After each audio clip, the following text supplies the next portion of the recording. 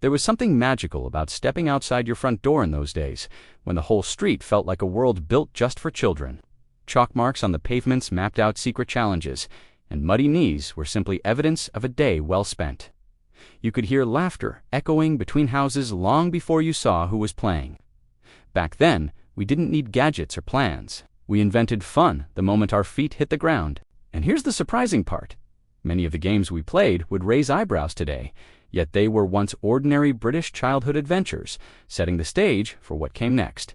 To understand why these games existed, you have to imagine a Britain with far fewer distractions indoors and far more freedom outdoors. Homes were quieter, screens were rare, and the real excitement waited just beyond the doorstep. Neighborhoods felt tighter, almost stitched together by the shared rhythm of daily life, and every child knew the names of the families living up and down the street. Long summer evenings seemed to stretch endlessly, giving children what felt like hours of borrowed daylight to explore before anyone called them in. Alleyways behind terraced houses became natural racetracks, while school fields transformed into wide-open arenas the moment lessons ended. Quiet cul-de-sacs felt like private kingdoms, forest edges invited curiosity, and public parks offered the perfect blend of mystery and open space. With so much room to roam, children didn't wait for organized entertainment. They invented games on the spot, using whatever was around them, and rarely paused to consider how bold some of their ideas might have seemed to an adult. Looking back now, it's remarkable how normal these adventures felt at the time. Most adults today wouldn't believe how ordinary these games once were, setting the stage for an unforgettable list of childhood challenges still to come. There's a special kind of nostalgia reserved for the games we rarely admit to playing, partly because they now seem unbelievably bold.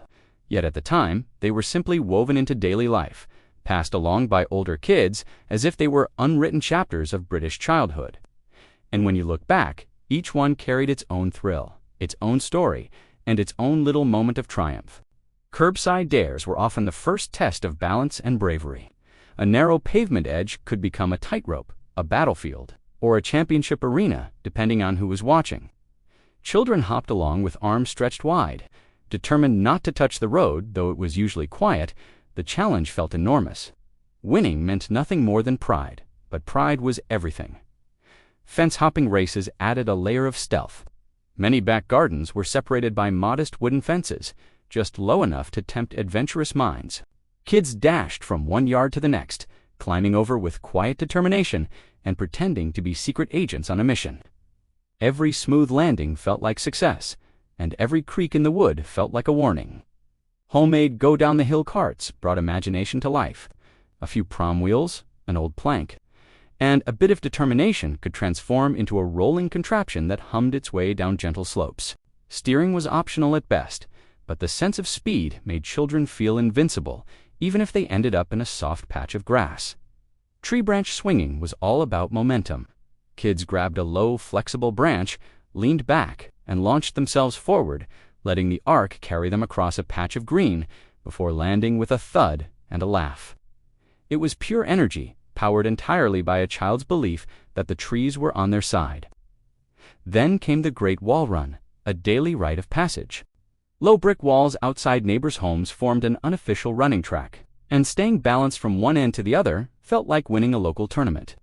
The slightest wobble drew gasps from anyone watching. Mudslide hills appeared after every rainy afternoon. Sloped parks became smooth, slick playgrounds as children slid downhill, trying to reach the bottom faster than their friends. Shoes were coated, clothes were streaked, but the laughter made it all worthwhile. Adventure roof sitting offered a different kind of thrill. Low sheds and garages provided the perfect perch for quiet conversation, a moment of calm above the world. Children felt older, wiser, and just a little more daring as they looked out over the neighborhood. The Jump the Bin challenge turned ordinary bins into hurdles. Kids placed them in a line, taking turns leaping over each one with exaggerated confidence. Clearing them all was a moment to boast about. Stream and brook hopping tested agility. With a few stepping stones and a bit of courage, children crossed gentle water without getting wet, though many ended up giggling at their own missteps. Macurone assault courses were creativity at its peak. Tires, branches, and everyday objects became obstacles, each one adding a new layer of challenge and excitement. tall grass hideouts offered secrecy.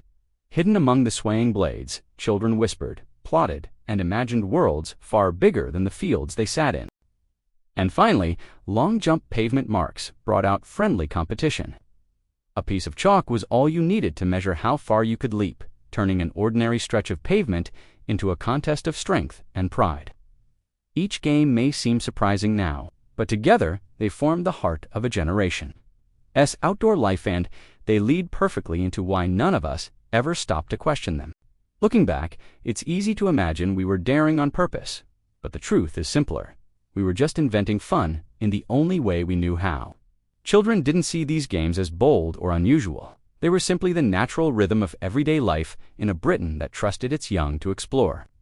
Parents kept an eye out, but they also believed in giving children space, confident that the neighborhood itself would help keep everyone safe. Streets felt like extended back gardens, and every familiar face added to that sense of comfort. Muddy hands, grass-stained knees, and scuffed shoes were signs of a day well spent, not worries to be avoided.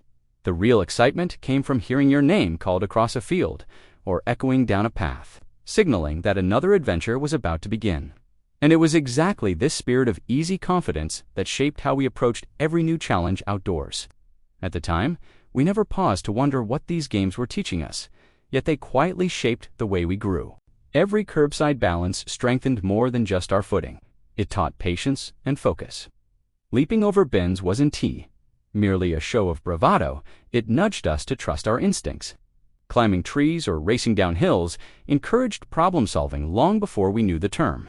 And every homemade challenge sparked creativity in its purest form. We learned teamwork without being told to, cheering each other on, sharing ideas, and inventing rules that somehow everyone followed. Confidence grew with every small victory, whether it was reaching a new height or simply trying again after a slip. We didn't realize it then, but each game taught us something about courage, fun, and freedom. And those lessons lingered quietly, becoming part of who we were, ready to lead into how times eventually changed. When you place those memories beside today's childhood, the contrast feels almost unbelievable. Back then, open spaces were our playgrounds, imagination was our guide, and adventure came as naturally as breathing. Today, life feels more structured, more supervised, and far less spontaneous than the afternoons we once took for granted. Yet that's precisely why these memories matter.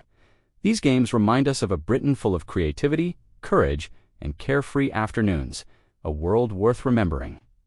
For more of these unbelievable memories, tap the video on your screen. The 1970s stories are something else.